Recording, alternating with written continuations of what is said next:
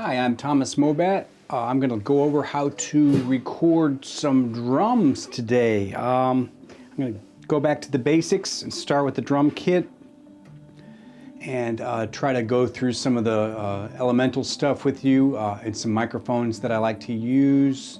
I'm going to assume that you have a basic understanding of miking up a drum kit, where to put mics, how to use stands, how to plug them in, and all that kind of stuff. So this is kind of more of an intermediate course for people that have mic'd up drum kits before.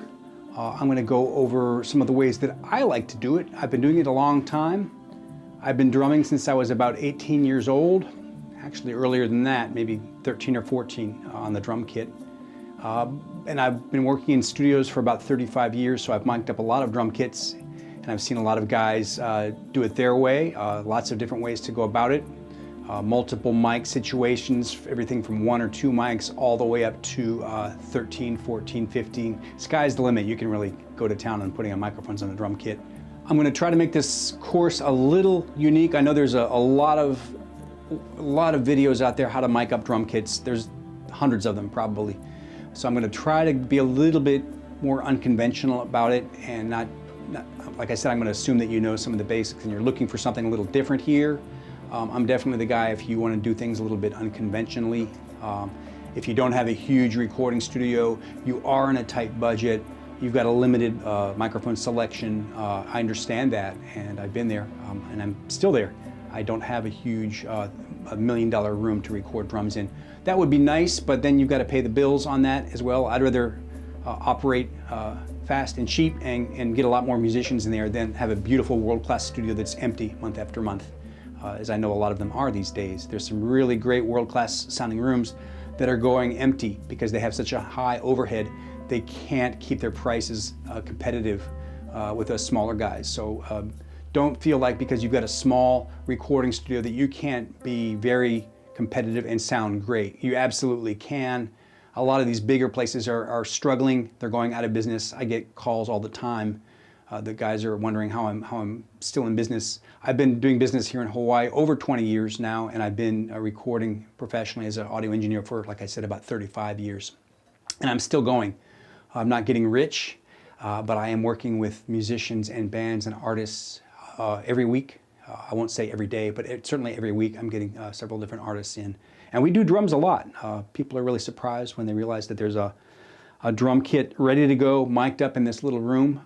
That's one of the nicest things about this studio is that I've always got a drum kit ready and mic'd up, and actually all I've got to do is turn on the mixing board and arm the channels in my DAW, and I'm pretty much ready to go in about 5 minutes. One other thing I'll mention just about how to address people. If I use the word, when I'm talking about engineers or producers, I tend to use the word he a lot. So forgive me if I do that. I'll try to include he or she or them or they as possible. But forgive me if I default to using the word he for engineers or producers. I mean no offense by that. I typically use about 10 to 12 microphones depending on the room and how many room mics I'm using. I can hear this snare buzzing a little bit, so I'm going to turn that off. It's one thing snares always do is they buzz. So it's a little tip I'll go over later how to keep that from happening when you've got more than one snare drum in the room that you're auditioning. But right now I'm just going to turn off the snare. I'm going to start by showing you a few different microphones that I've used in the past and some of the ones that I'm leaning on more heavily these days. You'll have to excuse me if I'm a little sweaty today. I am in a drum booth, and we have air conditioning in here, but I typically turn it off when recording. Air conditioning is something that you can definitely hear when you've got a whole bunch of microphones on your drum kit. So it tends to get a little bit hot in the drum booth, and what I'll do is between takes I'll open the door and encourage the drummer to come in and listen back to a playback, and that'll give the room a chance to air out, get some oxygen in the room. But when I'm actually recording drums, I keep the door shut and the air conditioner and any fans off. So it's a little bit of a sweaty job, but drummers are usually used to that. I'm going to be a little sweaty here today myself, a little shiny, so forgive me. And I also have a big air conditioner in this room. I don't know if you can see it in the back there, but I can turn that on and get the room nice and cold on hot days. I'll get it like an ice box, keep the door shut, and then turn it off right before we start recording. So the drummer is basically sitting in a refrigerated room, and that's pretty nice too. But you've got to have a nice big air conditioner that can cool the room down quickly, as opposed to a small one that keeps the room cool consistently, because you got to turn that off. So I got a huge air conditioner that I can turn on and get the room freezing cold really quickly. It's wall mounted, and I've got a baffle over it to keep extraneous noise from getting in from the outside through the air conditioner. That's the one weak link in the chain, is that AC unit. So you got to build a little baffle around it to eliminate that. Everything from car horns and motorcycle traffic to, in Hawaii we have koki frogs at night, which are really loud. Also lawnmowers, things like that going by, roosters, dogs, that'll keep that from getting into your drum booth. Drums are pretty loud. It's not like you're recording a soft vocal or an acoustic guitar, so you can get away with a little bit more ambient noise, like squeaky drum stools, when you're got a full drum kit going. Nobody's going to notice that in the mix unless it's a really quiet passage. Most of the time, drummers are playing really loud, and you can. You're not going to hear little stuff, but a consistent air conditioner noise or fan noise like that, you're definitely going to hear that in your overheads and whatnot. So a little bit later, I'll go around the room and show you some of the ways that I've acoustically treated the room, not for cheap, but from some very inexpensive ways that I can not break the bank padding the room. I don't have a big, large drum booth or drum room. I'm restricted to getting great drum sounds in a small booth. But the more I look around, I'm seeing that a lot of studios are doing that. A lot of studios go for a small, acoustically dead or almost dead booth, and then they use artificial reverbs to generate the sound of the big room. You can always add more room with those artificial reverberation units, but you can't take away a sound of a big room. It's really hard to get that. So if you're recording in a big room, it's a lot harder to make it sound like you're not. If you're recording in a small room, it's a little easier to make it sound like you're recording in a larger environment, especially with some of the great chambers and room simulating plugins that we have these days. There's some really amazing stuff out there that if you've got a small room, you can make it sound like a world-class recording studio or a huge chamber, or any number of different things like that. So we'll go into that a little bit more later when we go back into the booth, and I'm going to show you how to operate the console. So we're going to kind of hop back and forth between working on the drum kit in here where the microphones are and the drummer is, and then jumping out to the recording studio control room where we've got obviously the mixing board, and I've got my computer out there recording. So we're going to hop back and forth. I'm going to show you both sides of the glass today. What I do have here is a nice classic old drum kit. This is a 1967 Ludwig drum kit. It's pretty much a Ringo Starr drum kit, a 4-piece drum kit with a kick, snare, tom-tom, a floor tom, and then in recent years I've added the largest floor tom that I could find. Still, it's not the same year, but it's a very similar drum, large floor tom. So I have two nice big floor toms down here, a great rack tom, and a snare and a kick drum. So this is a 67 Ludwig kit, Ringo Starr kit, and it sounds great. It's not so great on a lot of pop and reggae music, real snappy, funky stuff. This is more of a rock drum kit. If you want to think about guys like Ringo Starr, John Bonham played Ludwig.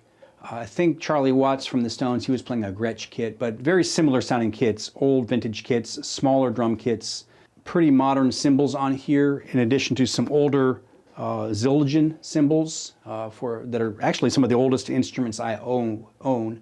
Some of those cymbals I've had since I was a teenager, and they're really dark and they sound great, and they're still taking a beating. But more recently I've got it into some Paiste cymbals. This is a little Zildjian splash I use, a nice Paiste Rude ride. I've got a lot of guys that love that, the power of that. A Paiste Rude crash over here. But anyway, I swap cymbals out all the time. I don't have any particular one brand that I stick to. Typically I'll use a medium to thin crash up here. Often I'll have a big old, larger crash over here on my right side. Right now I've got a small 14-inch crash ride, which is kind of unconventional, but that's nice over there to crash it. And then a huge, powerful Røde ride. This is a 22-inch Paiste 3000 Røde ride that cuts through just about anything. If that cymbal doesn't cut through, it's probably too loud. The band is playing too loud. So that's probably the most obnoxious cymbal I've ever seen. I saw Stuart Copeland playing that, and I just had to grab one. If you've heard cymbals played by Stuart Copeland, he really rides a lot on that bell, which is one of the things that I really liked about this cymbal. I've got some lighter and more jazzy and rock sort of rides over here, Zildjian rides, that I use probably more than I do this one, but I've got this one out today as well. So. I almost forgot to mention the snare. I do have the original snare from this drum kit, which is a 6-inch, I think it's birch wood. Anyway, it's a 6-inch Ludwig 1967 snare that came with this kit. It's the original. I love it a lot. It's a big, great sounding snare. It's great on heavy rock and stuff. I have a Yamaha Maple Custom on here today. It's a little bit more of a modern sound. And I love it. You can get a nice, thick, dark, deep snare out of it, or if you tune it up a little more tightly, it's a great pop and reggae kind of snare. We get a lot of that in Hawaii, where people want a little more snap to the snare. I just found that old Ludwig, that 6-inch, was not quite doing it. It was a little bit more military sounding, a little bit more, like I said, a little more rock and roll, older rock and roll kind of sound, which is not always what I'm going for. It had more of a vintage sound, and this snare, this Maple Custom, I haven't met any drummer that doesn't love this. They're a little bit dubious when I whip it out, and they're like, oh man, that's the best sounding snare I've ever heard. So they're expensive, but I recommend getting at least 1 or 2 really nice snares. Go ahead and spend a little extra money and get something that's really good. There's some great sounding snares out there, but the kick and the snare are sort of the heartbeat and the backbone of your drum kit, and it's important to get those sounding great, especially the snare. The kick, there's a lot of things you can mess around with to get that sound. It's easy to sample it. It's a trigger and sample with that, padding and stuff. You got to have a great sounding kick drum, but I don't think the kick drum itself is that important as compared to the snare. I think the snare really is the one that's going to cut through and people are going to notice the most. Oh yeah, the hi-hat. My hi-hat is also one of the older cymbals that I've owned. I like this it's just an old dark, I don't even know the numbers on it. It's an old Zildjian hi-hat. It sounds great. I like the Paiste hi-hats too. They're a little bit pricey, like the Paiste 2002s. They're great, but I've got these on here today. So like I said, I switched this out a lot from Zildjians, older, darker sounding Zildjians to more brighter, powerful sounding Paistes and whatnot. And my little trusty splash. Gotta have one of those. I do have a China over here. I'm not going to talk just about cymbals today, but I do have a nice China, which is often over here if you want a quick crash on that side. Starting on the first channel, I usually put my kick drum. I'll typically put 2 microphones on the kick drum, one inside the kick a little bit and one more out in front of the kick by a few inches. The inside microphone is a little more clicky, a little bit more punchy, and the outside microphone has a little bit more woof and air to it, a little bit more of the room, of course, and you're also going to get more bleed into that microphone. I'll go over a way that I use to keep that from happening, so you can isolate that front mic, that mic that's out front, a little bit more. But we'll go over that later. I'm going to go over some of the basics now, and then as we get into it, I'll give you some more of my personal tips and tricks that I've picked up over the years to do it better. What I started on back in the day in my kick drum was a microphone from AKG. You've probably seen this before. It's called a D112. It looks a little bit like a football or a strange Easter egg. Pretty affordable microphone. I think they go for about 300 bucks. And they sounded great. You put them about just a few inches inside the front of the kick drum. If you've got the head off, that's easy, or if you've got a front head, I usually cut a little hole in there to get the microphone in just a few inches inside the kick drum. You don't have to get it too far back in there. and that'll get a very nice, pleasing, well-rounded drum microphone sound. A lot of attack from the beater, as well as a lot of punch and woof from the rest of the drum. I'll go a little bit more into how I pad the drum down, how I baffle the drum inside to make it a little bit more studio-like and a little less ringy. But this is the mic I used for years. This was preceded by another mic from AKG, which is a very old company. A lot of people don't know much about AKG, but they've been around forever. Their first dynamic microphone was the D12.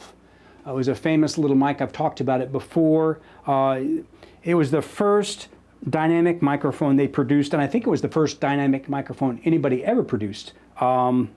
Before that, they were using coils and springs and stuff like that, and I think it had to have some kind of power. But anyway, this microphone came after that. The D12 is still available. They're great on other instruments besides the kick drum. If you put them on a bass cabinet or a guitar cabinet, they're wonderful microphones. They're a little more expensive than the D12. That's what most guys like about these, is they can pick up one of these for about, like I said, about 300 bucks, and I think that price is right. Let me check on that.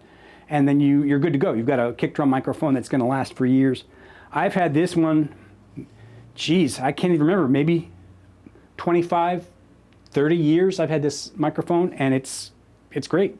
There's nothing wrong with it. It works great.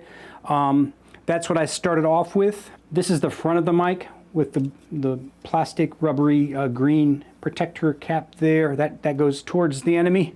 And then the back side, you've got a series of air vents on the back. People ask me what those are for, and I'll tell them that it's where the diesel exhaust fumes come out. That's the exhaust port for the capsule. And I say that with a straight face, and I always get bewildered looks from my clients when I say that. So it's always fun in the studio. Got to keep people on their toes. That's not really where the exhaust comes out. It's not really a diesel-powered microphone at all. It's actually no power required. This does not require phantom power. You just plug it in and you're good to go. Use that for years. The next microphone up that we see here is a famous one I've talked about also in previous videos. It's the Shure SM57. One of my all-time favorite microphones. I think it's everybody's all-time favorite microphone, except for maybe a 58. I don't use 58s on the drum kit for some reason. They're very identical to these, and you can use 58s as you may well please, but the 57 is the one we see on the Snare all the time. It's kind of like peas and carrots. The snare drum and the 57 go together, and guys will usually mount them in kind of like that. I've got it right next to my Audix microphone, which I'm going to talk about in a second, but coming in at about a 35 degree angle from the side, couple inches in. You put it in too far, it's going to get smacked by the drummer, but I'll keep it back out of harm's way over there, or even you can put it, if somebody's really wailing, you can put it completely out of the way and almost under the hi-hat. Be careful you don't start getting hi-hat bleed into that microphone. That's something I'll talk about a little bit also, but right now we're just talking about the microphones. So that was the mic I used for years. I still use it, and it's a great snare drum microphone. Also, a dynamic microphone does not require any power of any kind. One little trick I give guys is if they're worried about their microphones getting damaged, especially their snare drum microphone, what you can do is take an old drumstick and make it about the same length of the mic like that, whatever mic you're using, and then saw it off right below there. And then you can take that piece of wood, that stick, and tape it. You can use duct tape if you want, or painter's tape, masking tape, and just tape it to the microphone, kind of like that. Maybe just a little bit out in front of it. Okay, and then tape that really securely to the microphone, and then mount it like that with the dowel or the stick. That way, if the drummer comes in and hits it, he's going to be hitting the stick and not the microphone capsule, and that will probably save that microphone from destruction. It's transferring the brunt of that blow down into the tape and the body of the microphone and away from the capsule, which is basically made of plastic. So if he hits that plastic, it's certainly going to crack that. If he hits it really hard, it's probably going to destroy the capsule, and you're out of microphone. So that's a little trick that I have if you've got, especially for the heavy metal guys, the heavy rockers, or you personally, if you're just a heavy hitter and you play blind, just put that out there and you won't have to worry about it so much. I can't tell you how many times that saved me in live situations too, where I've got a battle of the bands or something like that, and 20 different drummers coming through. Quick mic up, you don't know what's going on, so that'll keep that mic from getting damaged for you live guys.